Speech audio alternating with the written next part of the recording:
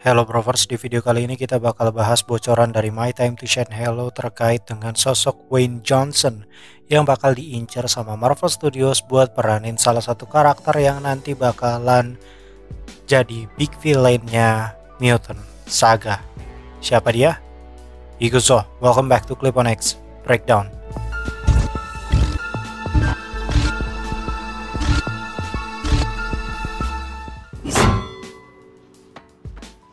Pertama-tama, ini tuh pernyataan keluar dari My Time to Shine Hello yang sempat membicarakan sebuah rencana dari Marvel Studios buat merekrut Dwayne Johnson atau biasa kita kenal dengan nama The Rock untuk berperan sebagai Apocalypse, yang dimana karakter Apocalypse ini memang cukup ikonik karena sudah masuk ke live action tapi yang versi Fox atau versi zaman X-Men yang Fox-nya gitu. Gue bakal jelasin dulu siapa itu Apocalypse jika mengacu pada komik, bukan mengacu pada live action versi Fox. Karena kayaknya Marvel Studios memang lagi gencar-gencarnya buat ngubah seluruh karakter mereka jadi seakurat mungkin dengan komik, yang tentunya bakal sedikit berbeda mungkin dari versi Fox gitu ya. Nah, Apocalypse ini memiliki nama asli N. Sabah Nur. Nah, itu gimana tuh cara nyebutnya, gue kurang ngerti, tapi intinya kayak gitu namanya. Lahir di Mesir kuno sekitar 5000 tahun yang lalu. Kemampuannya lumayan banyak sebenarnya guys, karena dia memang levelnya cukup tinggi, bahkan sempat duel dengan Thor. Kalau misalkan kalian ingat adegan yang ini, nih gue kasih contoh. Nah, adegan tersebut sebenarnya terinspirasi dari adegan asli komik di mana Thor ngebacok si Apocalypse. Jadi Thanosnya diganti jadi Apocalypse gitu doang sebenarnya. Inspirasi dari Marvel Studios bikin adegan tersebut waktu itu, waktu di Infinity War. Tapi karena ya Apocalypse masih dipegang lisensinya sama Fox, jadi ya tidak bisa lah dibuat seperti itu. Dan big villain-nya pun Thanos gitu ya, bukan Apocalypse. Kenapa tiba-tiba ada Apocalypse? Kemampuan pertama yaitu regenerasi sel, yang dimana ini tuh ya udahlah ya, kalian udah pada tahu gitu, kayak Deadpool ataupun Wolverine dan lain segala macam, pokoknya yang punya kemampuan regenerate, yang dimana Apocalypse ini memiliki kemampuan untuk mempercepat regenerasi selnya yang membuatnya sulit untuk dibunuh dan memungkinkan dia untuk bertahan dari cedera yang biasanya fatal, entah itu tangannya putus, entah itu kakinya copot dan lain segala macam. Nah, itu bisa tumbuh lagi tuh kayak Deadpool. Simpelnya seperti itu, yang dimana ini menjadikannya dia sebagai sosok mutant yang umurnya panjang karena ya dia bisa menyembuhkan terus gitu ya, tiap ada penyakit sembuh, tiap ada penyakit sembuh terus kayak gitu, dan regenerate-nya itu secara cepat, mirip kayak Hugh Jackman atau Wolverine. Berikutnya yaitu manipulasi molekuler. Ini kayaknya kemampuan yang kurang banyak didengar sama orang, yang dimana dia dapat mengubah struktur molekuler tubuhnya dan orang lain yang ada di sekitarnya, yang memberinya kemampuan untuk menciptakan senjata dari tubuhnya atau bahkan mengubah orang menjadi berbagai bentuk. Jadi ini agak random tapi mengerikan juga ya, ini manipulasi molekuler tuh serem gitu ya. Dan ini nggak banyak superhero yang mempunyai kekuatan seperti ini, kecuali Wanda. Kalau nggak salah Wanda tuh bisa tuh memanipulasi molekuler, cuman bedanya kalau Wanda itu kan perantaranya magic ya, sedangkan ini tuh memang pure dia kemampuan memanipulasi molekuler kalau si Apocalypse ini gitulah. Kemudian kekuatan fisik yang luar biasa, kalau ini mah nggak perlu ditanya ya, karena kan dia memang levelnya cukup tinggi, nggak mungkin kalau misalkan kekuatan fisiknya nggak luar biasa. Apocalypse ini memiliki kekuatan yang sangat besar sekali, jauh lebih dari manusia biasa gitu ya, atau mutant lainnya mungkin, karena memang dia berada di level yang cukup puncak dari golongan mutant gitu ya. Jadi bisa dibilang dia merupakan salah satu mutant yang sangat-sangat kuat sekali. Berikutnya yaitu kemampuan teleportasi. Nah, kalau kemampuan teleportasi ini memang cukup klise ya, karena sebenarnya kalau kemampuan teleportasi ini bisa diimbangi oleh berbagai macam karakter sebenarnya, karena setahu gua di Marvel Studios tuh sudah banyak karakter-karakter yang bisa melakukan perjalanan antar tempat gitu ya secara cepat, teleportasi lah, entah itu bisa lewat slingering portal dan lain sebagainya. Pokoknya itu udah bukan hal yang baru gitulah inti. Berikutnya itu adalah pengendalian elemen, dimana dalam beberapa versi si Apocalypse ini memang menunjukkan kemampuan untuk mengendalikan elemen seperti angin, api, dan listrik, kayak Avatar gitu lah pokoknya dia coy, yang dimana dia gak hanya mengendalikan tapi dia juga bisa memanipulasi. Intinya pengendalian elemen ini cukup sering digunakan oleh si Apocalypse. Yang terakhir dan yang menurut gue yang sangat-sangat krusial yaitu adalah intelijensi dan strategi.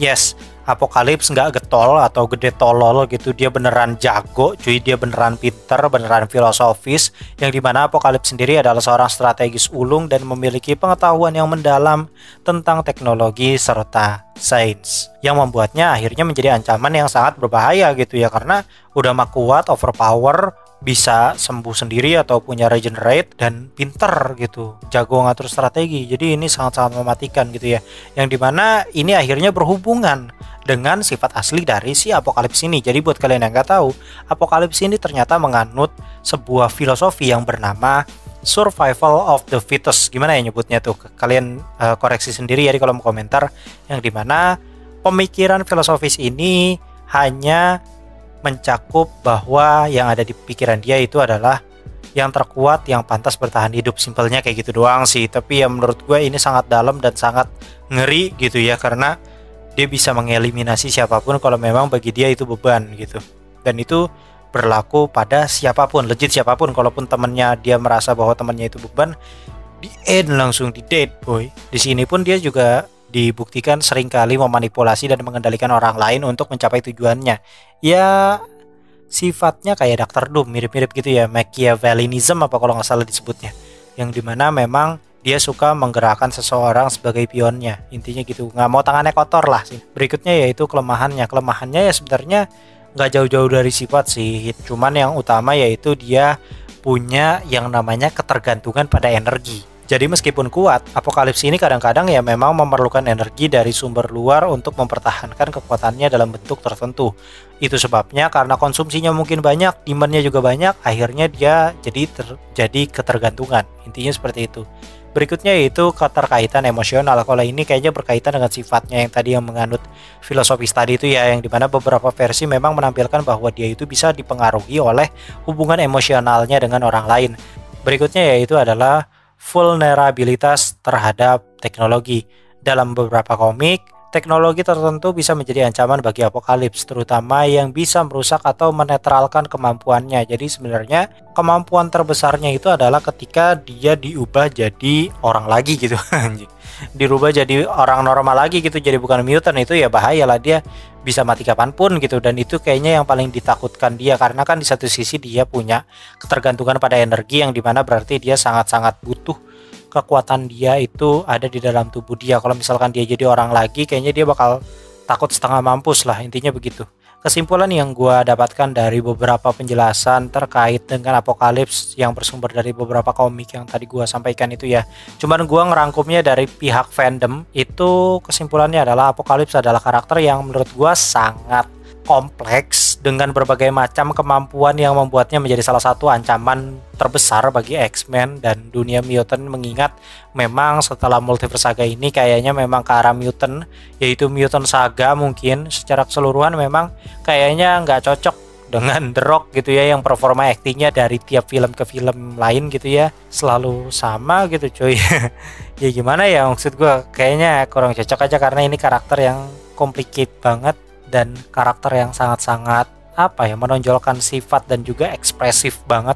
Kalau misalkan diperanin sama Dwayne Johnson kan kayak mungkin kalau misalkan dipakai CGI gitu untuk mengekspresikan wajahnya, jadi kelihatan wajahnya tuh lebih menjiwai gitu pakai CGI kayak Thanos gitu misalkan, oke, mungkin bisa, kayaknya bakal masuk gitu ya. Tapi kalau misalkan Dwayne Johnson-nya ini bakalan turun langsung kayak makeup prostetik dan lain segala macam, kayaknya kurang, karena Dwayne Johnson memang bukan tipikal aktor yang festival dan lain segala macam, pokoknya film-film yang sinema banget gitu dia kurang sih. Dia lebih ke tipikal aktor yang jadi penglaris doang sebenarnya. Apalagi karakter Apokalips ini merupakan karakter yang sangat filosofis gitu ya. Pas berita ini muncul, gue udah tahu nih firasat gue udah nggak enak gitu nih, pasti dihujat. Bener cok, dihujat anjir.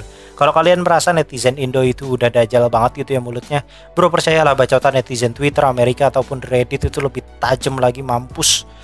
Gue kalau jadi The Rock sakit hati padahal cuma rumor anjir. Mungkin segitu dulu video kali ini. Kalau misalnya kalian ada nambahin sesuatu, cantumkan aja di kolom komentar.